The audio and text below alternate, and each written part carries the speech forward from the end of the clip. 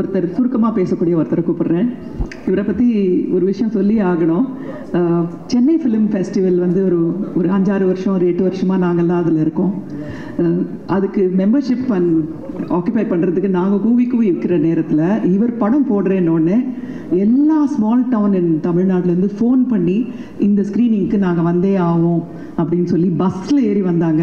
அப்போ தான் எனக்கு புரிஞ்சது எவ்வளோ பிரமாதமான ஒரு கல்ட் ஃபிலிம் மேக்கர்னு. அவரும் ராஜா கூட ஒர்க் பண்ணியிருக்காரு. தியாகராஜன் குமாரராஜா அவர்களை அழைக்கிறேன். அனைவருக்கும் வணக்கம். நேற்று ஸ்ரீராம் அவர்கள் கால் பண்ணி எனக்கு வரணும்னு சொல்லியிருந்தார். எனக்கு இங்கே வந்து என்ன சொல்கிறது, என்ன பேசுறதுன்னு தெரியல. பெரியவர்கள்லாம் இருக்காங்க. இது வரைக்கும் சொல்லாத எதையும் நான் புதுசாக சொல்ல போகிறதில்ல. அவர் ஒரு பெரிய கடல் மாதிரியானவர். மிகவும் எப்படி சொல்கிறது, நிறைய பேருடைய பிலீஃப்க்கு அகேன்ஸ்டாக அவர் மிகவும் தன்னடக்கமானவர். அது நிறைய பேருக்கு தெரியல. அவர் வந்து இல்லை, இது ஏன் சொல்கிறேன்னா, நாங்கள் ஒரு தடவை பேசிக்கிட்டு இருக்கும்பொழுது ஒரு வெஸ்டர்ன் மியூசிக் பீஸ் பற்றி ஒரு பேசிகிட்டு இருந்தோம். அப்போ அவர் வந்து அதெல்லாம் பெரிய ஒர்க் அப்படி சொல்லியிருந்தார். நான் வந்து உங்களால் முடியாததெல்லாம் ஒன்றும் இல்லை அப்படின்னா, அவர் சொன்னார், இல்லை இல்லை, நமக்கு நம்மளுடைய உயரம் தெரியணும், எனக்கு என்னோடய ஹைட்டு தெரியும் அப்படின்னு சொன்னார். ஸோ இது ஒரு பாயிண்ட்டு.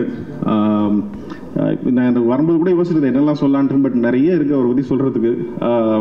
வெற்றி சொன்னது மாதிரி தான், நான் ரொம்ப தயங்கி தான் அவர்கிட்ட ஒர்க் பண்ண போனேன். அவர் வந்து ஏன் இவ்வளோ தயங்குறீங்க, நான் இல்லை ஜென்ரலாகவே நாங்கள் பிறந்ததுலேருந்து உங்கள் மியூசிக் கேட்டு வளர்ந்துருக்கேன் அப்படின்னு சொன்னதுக்கு அவர் சொன்னார், இங்கே வந்தீங்கன்னா நீங்கள் டைரக்டர், ஒரு டைரக்டர் என்ன கேட்குறாரோ அது கொடுக்குறதா என்னுடைய ஒர்க்கு, அதனால் நீங்கள் என்ன வேணாலும் கேளுங்கன்னாரு. அது உண்மை. நான் இங்கே வந்தது இந்த படத்துக்கு வாழ்த்துறதை காட்டிலும் அதிகமாக இன்றைக்கு இருக்கக்கூடிய இயக்குநர்களுக்கு ஒரு கோரிக்கை வைக்கலாம் தான் நான் வந்தேன். அருள் கூர்ந்து எல்லோரும் அவரோட ஒரு தடவை வேலை செய்திருப்பார்கள். இது அவருக்கு இல்லை, இது இயக்குநர்களுக்கு ஒரு பெரிய அனுபவமாக இருக்கும். ஏன்னா இப்படி ஒரு டெக்னீஷியன் வந்து இருந்தாருன்னு நாளைக்கு யாருக்கிட்ட சொன்னால் நம்ப கூட மாட்டாங்க. உங்களுக்கு அவரோட ஒர்க் பண்ணி பார்த்தா தான் அந்த அனுபவம் புரியும். எனக்கு அந்த அனுபவம் கிடைச்சதுனால சொல்கிறேன். அப்புறம் வரும்பொழுது நிறைய யோசிச்சுட்டு பெரிய பெரிய ஆசைகளோடு வாங்க.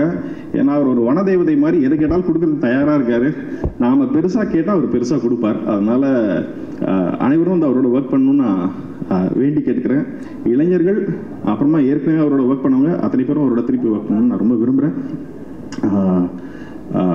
அவ்வளோதான். மற்றபடி இந்த படம் நல்லா வரும்னு ரொம்ப நம்பிக்கை இருக்குது. ஏன்னா அவருடைய வாழ்க்கையில் ஏகப்பட்ட சுவாரஸ்யமான சம்பவங்கள் இருக்குது. நான் அவருடைய ஒர்க் பண்ணும்பொழுது அதிக நாள் ஒர்க் பண்ணதான் தான் நினைக்கிறேன். ஏன்னா ஒரு மாதம் தினம் போய் அவரோட உட்காந்துக்குவேன். 10 நிமிஷம் தான் ஒர்க் பண்ணுவோம்.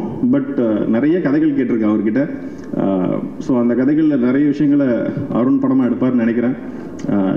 இந்த படம் எப்படி எடுப்பாங்கன்னு நான் ரொம்ப தயங்கி இருக்கும்பொழுது ஏகப்பட்ட விஷயங்கள் இருக்குது அப்படின்னு நான் நினச்ச பொழுது, இந்த மலைப்பெல்லாம் இல்லாமல் இந்த மாதிரி தயக்கங்களை பற்றியெல்லாம் பெருசாக கவலைப்படாத ஒரு டைரக்டர் இருக்கார். அதனால் அவர் அருண் அதை பண்ணிடுவார்னு நினைக்கிறேன். அப்புறம் எந்த பாத்திரத்தை கொடுத்தாலும் சிறப்பாக செய்யக்கூடிய நடிகர் இருக்கிறார். அவர் அதை சிறப்பாக செய்வார்னு நினைக்கிறேன். இந்த படம் வெற்றியடைய வாழ்த்துக்கள். நன்றி, வணக்கம்.